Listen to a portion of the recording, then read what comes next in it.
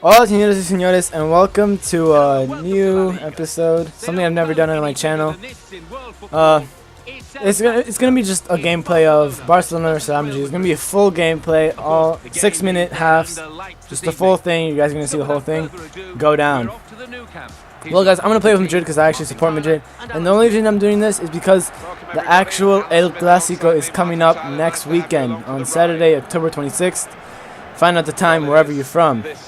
So I wanted to play this game, and I want to talk. And it's gonna be a prediction game.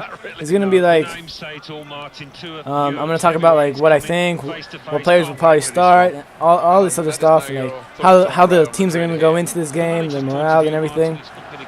And well, hopefully you guys enjoy it. And it's probably gonna be a new series. I'll probably do this with like really big games like the Manchester Derby. Bayern versus Borussia Dortmund, a lot of Italian games, the Benfica Porto game. I don't know, a lot of international games too. But I haven't decided that. Or it could be a weekly thing. Like every week I get to find the biggest game of the week, and I put it and I play it and I record it and I just talk about what I think about it, how the teams are gonna go in. So tell me what you guys want in the comments down below. So guys, first off, we're gonna start off with the lineups. Real Madrid, I think, are going to come up with Casillas in goal because Casillas has the more experience in Clásicos, more than Diego Lopez, and I like him more, I guess. I would like him to play this game. Well, even though Diego Lopez is the Liga goalkeeper, that's what Carlo Ancelotti said. I think Casillas will start over him. Excuse me, guys. Then in the center-back positions, we have Sergio Ramos and Pepe. I think those are just two players that are just going to be there. They're starting 11. They've been doing pretty good. I think Pepe's been the iffy one, but I think he'll start off. Then in the right back position, we got, I think I put Carvajal, which I think he will go with Carvajal over Arbeloa. I don't think Arbeloa will play that game. He hasn't been performing too well this season, so hopefully Carvajal plays. And then in the left back position, we got Marcelo. I think Marcelo's a way better player than Fabio Control. Hopefully he starts off and plays this game, as you can see him right there. And then in the center defensive mid positions, we got Modric and Khedira. I think Khedira brings that more sturdy, like defensive center defensive mid, and then Modric brings that more creativeness. So I think that's how they're gonna go in the center back positions. Then in the center attacking mid, I think Isco's gonna start off there. He hasn't been doing too good lately, but he's been doing really good overall. So I think he gets himself a starting spot in this lineup. Then in the left midfield, we've got Cristiano Ronaldo. Of course, Cristiano Ronaldo's gonna play there. Like, there's no doubt he's gonna start. Then in the right mid, it was debatable. It could have been Di Maria or Bale, and I decided I was gonna put Di Maria. Why? Because even though Bale's worth 100 million and he's that most hyped up player and like technically the better one since he was paid more. I think Di Maria, he's been doing pretty good lately. He's been scoring like he's scored like 3 goals in 2 games, 2 goals in 2. I'm not sure. He's been scoring a lot of goals lately, and he's been performing very well with that Rabona assist too to Cristiano Ronaldo. He's been doing really nicely there. And in the striker position, I've got Benzema. Even though Benzema hasn't really been making me happy, he's been getting lazy because since Higuain left, I mean, he's just starting 11 no matter what. He's been getting lazy, and I don't like him there. So I think he's going to start, but as the game goes on, and if he fails to perform and gets lazy, Morata's just going to come in. Like, there's no doubt about it. As soon as he gets lazy, Morata's coming in. Because I think Morata is at that level. Not yet, but he will get there very soon. Now, going to Barcelona in the start 11, I couldn't adjust it here, but I think they would go this formation and this team. Excuse me, guys, I'm not actually all like into 100% Barcelona. They are Madrid rivals, so I know a little bit about them like every week, but I'm not 100% into everything they do. So if like a player says it's not supposed to be there, I'm sorry if I say something wrong about Barcelona.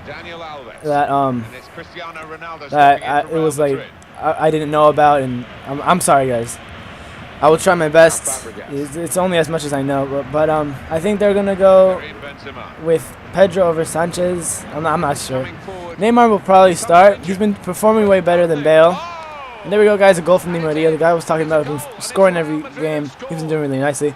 But going back, I think Neymar might start. It's debatable, but he's been performing way better than Bale if you're comparing the two buying players of both teams. So he might start or he might come. He will come in probably. He will play the Clasico no matter what, I think. But now going back into how they're gonna go. Right, first we're gonna go with the table, guys. Right now the table right before this game is first is Barcelona with 25, second is Atletico Madrid with 24, and third is Real Madrid with 22. If Madrid wins, we get tied up with Barcelona on 25. If we lose, Barcelona go on top with 28, and we go in third with 22. But if we tie, Barcelona go in maybe not first, depending on Atletico Madrid with 26, and then Madrid has 23. So that's how the board looks like. It's going to be a very close game. Both teams will want to pull off a good result. Barcelona more because they are at home.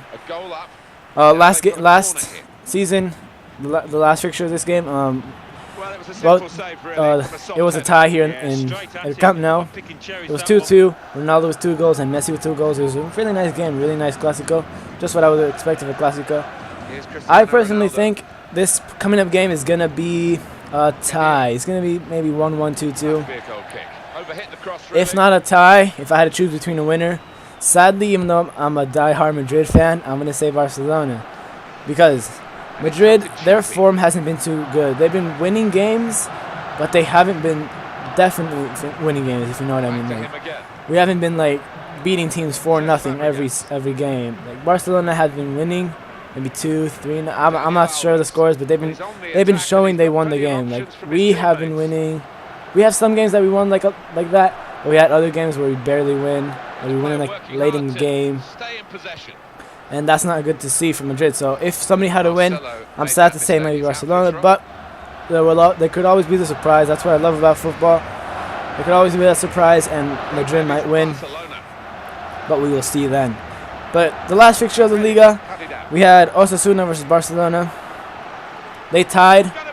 I didn't watch the game, guys. Oh, and there you go, guys. Xavi scored a goal, making it 1-1. Osasuna versus Barcelona. They tied 0-0. I didn't watch the game, so I'm not 100%. I don't know 100% what happened in the game, but I did watch the highlights.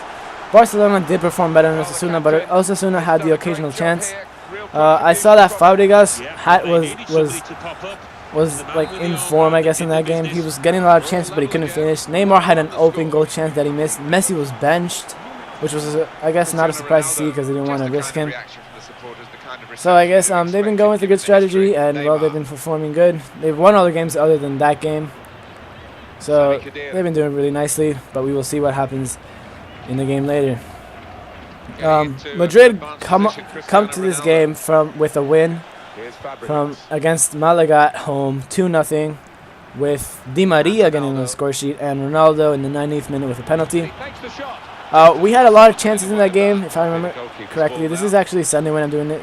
The game was yesterday, if I remember. Yeah, like we were doing really good, but Willy Caballero was putting off a lot of saves. Morata had chances. Like everybody had chances. Ronaldo had chances. Everybody had chances to score, but Willy Caballero, Malaga's goalkeeper, was just blocking every single shot and didn't let it in. But in the end, we got the 2-0 result. Malaga weren't doing too nicely. I would have expected more from them, but I think Madrid did pretty good in that game. We showed that we could have won.